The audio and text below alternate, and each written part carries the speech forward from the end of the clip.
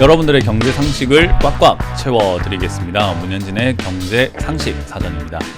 자, 오늘은 여러분들께 또 어떤 이야기를 해드릴까? 주식하다 보면 어려운 내용들도 굉장히 많고 또 복잡한 경제 상식을 보더라도 무슨 말인지 도대체 모르겠을 때 하루에 10분만 투자하세요. 제가 여러분들께 경제 상식을 아주 쉽게 풀어드리도록 하겠습니다. 자, 그럼 오늘 어떤 이야기를 좀 나눠볼까 했는데 오늘은 추가 경정 예산이라는 것에 대한 이야기를 해보려고 합니다. 도움이 되신다면은 좋아요와 구독 그리고 알람 설정까지 반드시 부탁드리면서 바로 출발해보도록 합시다. 자, 일단 추가 경정 예산이라고 하니까 조금 낯선 어감이 들죠. 낯설지 않습니다. 바로 추경이라고 하는 부분들 우리가 많이 볼 수 있는 것 같은데, 코로나 확산 때문에 여당에서는 2차 추경 일부 조정이 필요하다, 그리고 규모 확대가 필요하다라는 이야기를 하고 있고요. 국민의힘도 추경 전면 재검토를 좀 해야 될 것 같은데, 그리고 단기 알바 사업 등에서는 3조 원 좀 삭감하자, 그런 이야기 나오고 있고요. 추경 수정 가능성 4단계 서상공인 손실도 보상을 해줘야 된다, 어쩐다 이야기들이 많은데, 추경 이야기 하니까 이건 정치적인 이야기 아니야? 에이, 그런 거 우리가 알 필요가 뭐 있어, 주식 아는 사람인데 라고 생각하시는 분들 많겠지만 알고 보면 전혀 그렇지 않습니다. 바로 보도록 하겠습니다. 일단 추경이라고 하는 것은요, 예산의 부족 때문에 특별한 사유, 그러니까 예산의 부족이 있어가지고 특별한 사유가 발생이 되었을 때 이미 성립되어 있는 본 예산을 변경해서 다시 정하는 겁니다. 그러니까 우리 그 동호회 같은 거 생각하시면 좋을 것 같은데, 자, 우리 동호회 회비 한번 걷어봅시다 해서 회비를 걷었어요. 그리고 내년에 이렇게 예산을 우리가 쓰고 이런데 우리가 여행을 가고 이런 모임이 있으니까 이렇게 쓰겠습니다 라고 했는데 막상 내년 됐습니다. 그러고 보니까 돈이 이것저것 나가는 경조사가 많아졌다든지 이런 게 좀 저런 게 좀 많은 거예요. 그래서 아이고 미안합니다, 예산 이렇게 쓰려고 했는데 우리가 예산을 조금 더 늘려야 될 것 같아요, 다시 한번 이렇게 좀 예산을 짜봅시다 라고 하는 형태로 뭔가 좀 계획의 수정이 생긴다라고 보시면 좋을 것 같아요.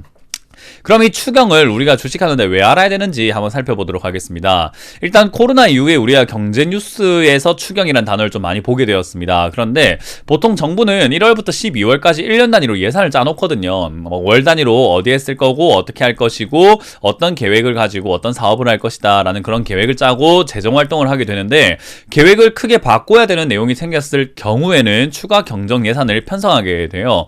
주로 이제 국가 재난에 준하는 그런 사태가 발생이 되었거나 또는 재정 지출이 갑자기 많아지게 되는 요인들이 생겼을 때 국회에 동의를 받아서 우리가 집행을 하게 되는데요. 코로나19 때문에 요즘에 힘들어졌죠. 많은 사람들이 힘들어져가지고 돈을 나눠줘야 되는 상황이 생겨버린 거예요. 그러다 보니까 원래 이런 일이 없었을 때는 이만큼만 쓰면 되던 거를 돈을 좀 나눠주려고 하다 보니까 늘려야 한다 해서 이제는 수차례 추경을 통해서 자꾸 이렇게 예산을 다시 편성해 나가는 거죠.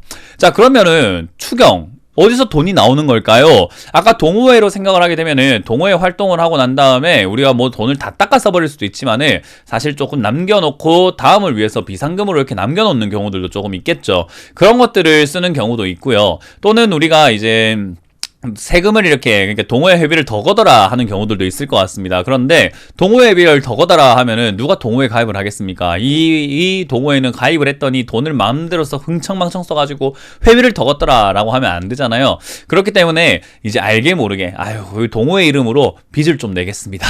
대신에 이 빚은 누가 갚아야 돼요? 결국 여러분들이 갚아야 되는데 우리가 예산 잘 짜가지고 갚는 쪽으로 한번 해보겠습니다 하는 경우들이 있는 거죠. 그래서 우리 동호회라고 생각하면 되게 쉽죠. 국가도 마찬가지예요. 세금을 걷어가지고 세제 잉여금이라고 하는 부분들이 남거든요. 세금을 많이 걷게 되면은 돈이 남잖아요. 그런 부분들을 추가 세금으로 사실은 빚을 갚거나 또는 여러 가지 산업에 쓸 수 있는데 그쪽으로 쓰지 않고 올해 예산으로 편성해서 쓰기도 하고요. 그리고 부족한 부분이 있거나 또 잉여금이 좀 부족하다라고 한다면 결국은 국채를 발행하죠. 돈을 빌린다라는 겁니다. 그래서 돈을 빌린다. 어디에 빌릴까요? 결국은 외화죠. 달러를 빌려와가지고 이제는 또 추가 경정 예산을 짜가지고 국가의 어떤 사업 지출이라던가 이제 재정 지출에 쓰기도 한다라고 보시면 되겠습니다.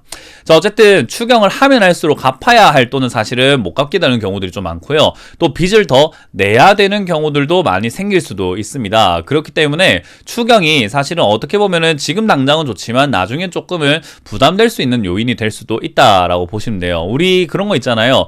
카드 현금 서비스, 지금 당장은 돈이 생겨서 좋을 수 있지만 나중에 갚아야 될 돈들이 생긴다든지 또는 이자 부담이라던가 이런 것들, 신용 등급의 하락 이런 것들에 대한 리스크가 있다라는 거 우리가 다 알고 쓰는 거죠. 그렇기 때문에 이제 그런 내용들과 거의 맞먹는다라고 보시면 됩니다. 자, 그럼 추경, 지금 이게 왜 이야기 나오는 것인가? 요즘에 전국민 지급이냐 아니면은 그냥 또는 뭐 하위 소득계에서 80%까지만 줘야 되는 것인가, 어디다가 돈을 줘야 될 것인가에 대놓고 이야기가 많습니다. 막상 돈을 받으려고 하니까 뭐 10만 원이든 또는 많게는 100만 원이든 80만 원이든 갑자기 뭐 국가에서 돈을 준다고 하니까 꽁돈이 생기는 느낌이라서 기분 좋을 수는 있어요. 그래서 추경을 통한 재난지원금이 달콤해요. 일단은 당장 돈이 생겼으니까 우리가 어디 땅을 파가지고 그렇게 돈이 생깁니까? 그러나 이 돈이 당장 현금으로 활용 가능한 돈을 지급받기 때문에 달콤할 수 있으나 결국 다음 세대에 대한 부담으로 작용할 수 있고, 우리가 어떻게든 간에 세금을 올린다든지 또는 소득세를 올린다든지 또는 뭐 양도세를 올린다든지 여러 가지 세금이 올라가게 되면서 결국 그 돈을 충당해야 되기 때문에 당장 좋고 나중에 뺏는 형태, 나중에 뺏기는 형태로 보시면 되겠습니다. 그래서 이 추경이라고 하는 부분과 재난지원금은 항상 신중하게 생각할 수밖에 없는 부분인데, 그렇다고 해서 안 줄 수는 없는 게 정말 많이 힘들어 하시는 분들도 많단 말이에요. 그러다 보니까 힘든 사람에게 줄 것인가 또는 힘들지 않은 사람도 포함해서 공평하게 줘야지 라고 할 것인가에 대한 문제가 남아있는 거죠. 뭐 이걸 가지고 이제 표심으로 이용하는 정치인들도 있을지는 모르겠습니다만은, 그럼에도 불구하고 일단은 추경이라고 하는 부분과 재난지원금을 달콤하긴 하나 오히려 독에 가깝다라고 저는 생각하는 바입니다. 자, 거기다가 추경을 하게 되면은 사실 빚이 많이 늘어요. 아무래도 국채 상환 번복을 하게 되고요. 국채 상환하려고 했는데 돈 갚으려고 했는데 미안합니다. 우리 국민들이 많이 힘들어가지고 국민들 좀 나눠줘야 될 것 같습니다. 나눠주려고 하니까 돈을 못 갚겠네요 라고 하게 되면은 사실은 이거는 돈 빌려주는 입장에서 야, 너 돈 다시는 안 빌려준다? 가 될 수 있는 거거든요. 그러면 우리가 나중에 이제 재정이 필요하다거나 재정이 정말로 필요해서 사업을 해가지고 뭔가 투자를 해서 확장을 하려고 할 때는 돈을 안 빌려주는 사태가 나올 수 있겠죠. 더군다나 좀 힘들어졌을 때도 돈을 좀 빌려서 우리가 좀 자금 융통을 해야 되는데 그때도 안 빌려주게 된다면은 큰일이 발생이 될 수 있습니다. 그래서 추경을 막 쉽게 우리가 막 늘려낼 수는 없다라는 홍남기 부총리의 이야기가 있듯이 추경을 자꾸 하게 되면 빚이 자꾸 쌓이게 되고 국가 신뢰도 하락에는 큰 영향을 주게 될 수밖에 없어요. 신뢰도가 하락하게 되면은 돈을 빌려줬던 것도 갚아라 할 수 있는 거고요. 만기를 연장해주지 않고 야, 돈 이제 더 이상 너희 못 빌려주겠다. 그리고 다음 재투자, 재빌려준 뭐 채권 투자라든지 이런 것들을 안 할 수 있거든요. 그래서 그런 것들 때문에 증시와 이제 돈이 빠져나간다라고 한다면은 역시 외화로 빠져나갑니다. 달러로 빠져나가기 때문에 환율에도 엄청난 변동을 줄 수밖에 없다라고 보시면 됩니다. 어때요? 증시의 환율 이런 것들까지 생각한다면 우리가 주식 투자한다, 투자를 하는 사람이 이런 거 모르고 있으면 큰일 난다는 거예요. 그래서 추경이라는 것도 우리가 좀 알아야 될 것 같고요. 그럼 이거 어떻게 생각을 하는 것이 좋을까? 어떻게 바라보고 어떤 대응을 할까요? 일단 장기 투자를 하는 사람에게는 추경은 지속적인 악재로 자꾸 이렇게 겹겹이 쌓이고 있는 카스테라와 같은 거라고 보시면 됩니다. 계속 이렇게 쌓이는 거예요.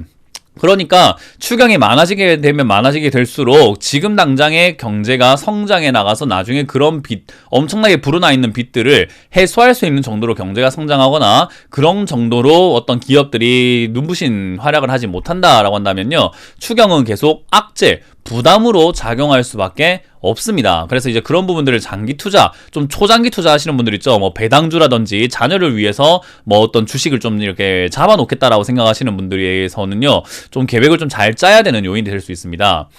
그리고 개별 종목은 여러분들이 느끼시다시피 시장 전체에 영향을 많이 받아요. 그래서 지수가 빠지면 내 종목이 괜찮을 거야. 지수가 빠져도 이 종목은 상관없겠지가 아니라 지수가 빠지면 대다수의 종목이 다 빠져버립니다. 그래서 개별 종목은 시장 전체 영향을 크게 받기 때문에 개별 종목에 투자하는 사람들도 이 기업은 괜찮을 거야. 시장이 안 좋더라도 반도체는 괜찮지 않을까요? 시장이 안 좋아도 자동차는 괜찮지 않을까요? 시장이 안 좋아도 건설업은 괜찮지 않을까요? 이런 느낌이 아니라 시장이 안 좋으면 모든 기업이 다 주가의 영향을 받을 수 있다는 거. 주가의 영향을 받는다는 말은요, 기업이 괜찮다고 해서 우리가 아무 가격이나 사서 들고 있는 건 아니잖아요. 싸게 사서 들고 있어야 되기 때문에 위험이 있다, 리스크가 있다는 것은 가격을 한번 낮출 기회도 있고 우리가 좀 추가 매수라든지 저가 매수의 기회가 생길 수 있는 거라고 또 바르게 다르게 생각 한번 해볼 수가 있겠죠. 그래서 장기적 영향을 받을 수 있기 때문에 개별 기업을 투자하시는 분들도 이런 리스크가 존재할 때는 역시나 장기적으로 조금 빠졌다가 간다고 한다면 나는 어떤 대응을 할 것인가에 대해서 계획을 좀 짜셔야 될 것 같아요. 자, 그리고 추경이 반복되어서 국가 부담이 가파르게 증가하게 된다면은 결국 외국인들 눈에는 투자 매력도가 떨어질 수밖에 없어요. 왜냐하면 야, 한국 지금 보니까 추경 계속하고 돈 많이 내고 빚을 많이 내고 있더라고 해서 지금 국가 부채가 지금 엄청나게 올라가고 있던데, 야, 저거 지금 해소가 되겠니? 우리도 그렇잖아. 사람이 야, 현진이 지금 저 빚 엄청나게 늘어나고 있대. 걔 맨날 빚만 지고 있더라. 좋은 느낌으로 보여집니까? 야, 빚 냈으니까 앞으로 저 잘 될 수 있어. 빚도 자산이라더라. 야, 걔는 그렇게 빚 많이 내가지고 정말 대성할 사람이야. 앞으로 투자해줘야 되겠어. 내가 걔한테 투자 좀 해줘야 되겠어. 이렇게 생각하기가 좀 힘들죠. 빚을 많이 내고 있다고? 걔 위험한 거 아니야? 무리한 빚 내고 있는 거 아니야? 라고 의심을 하면서 야, 걔한테 돈 빌려주면 안 되겠다 라는 이야기까지도 갈 수 있다는 거죠. 그래서 외국인들 눈에는 투자 매력도가 떨어질 수 있기 때문에 우리가 외국인들의 수급 이탈에 대해서도 리스크로 생각할 수밖에 없고요. 그리고 외국인들이 수급을 이탈한다는 것은 외국인들 결국 자기들 나라의 돈으로 바꿔가야 되기 때문에 원화가 자꾸 나오게 되고요. 달러는 자꾸 가져가게 됩니다. 그러면은 우리나라 국가 내에서는 달러가 부족해지고 원화가 늘어나게 되는 거죠. 그 말은 우리나라 돈은 많아지게 되지만 달러가 부족하게 된다. 그 말은 뭐죠? 달러 풍기 현상, 결국 달러의 가치가 올라갈 수 있다는 거예요. 자, 그렇게 되면은 외화 부채를 상환할 능력이 부족해 보이게 된다는 거죠. 야, 너 달러가 있니? 우리한테 돈 갚아야 되는데 달러가 부족해 보이는데 나중에 갚을 수 있겠어? 그렇게 돼버리게 되면은 먼저 돈을 갚아라 하는 경우들이 생깁니다. 왜? 나중에 줄 서버리게 되면은 야, 쟤들 돈 갚을 능력이 안 된 것 같아. 빨리빨리 갚아야 되겠어. 라고 할 수 있기 때문에 조기 상환 요구를 할 수도 있는 거고요. 만기가 되었을 시 만기 연장을 안 해줄 수도 있는 그런 리스크가 생기게 되죠. 물론 지금 당장 일어날 일은 아니지만 이런 리스크들이 존재한다는 것을 우리가 명심해야 될 것 같아요. 그래서 외화 부채 만기 연장을 해주지 않고 상환 요구를 하게 되면은 결국은 외화 부족 사태가 일어날 수 있습니다. 외화 부족 사태로 일어난 사건 1998년 다들 기억하시죠? 우리나라가 달러가 없어서 달러를 빌리러 갔습니다. IMF예요.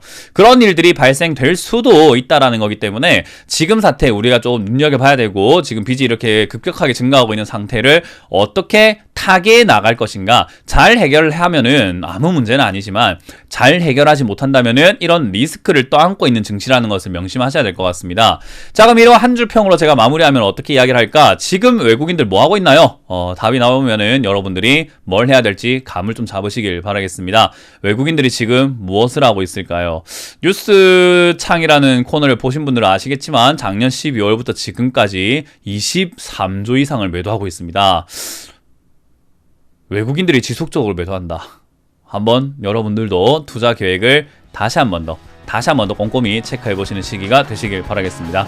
자, 이렇게 마무리 짓도록 할게요. 지금까지 경제 상식 사전의 문현진 멘토였습니다. 고맙습니다.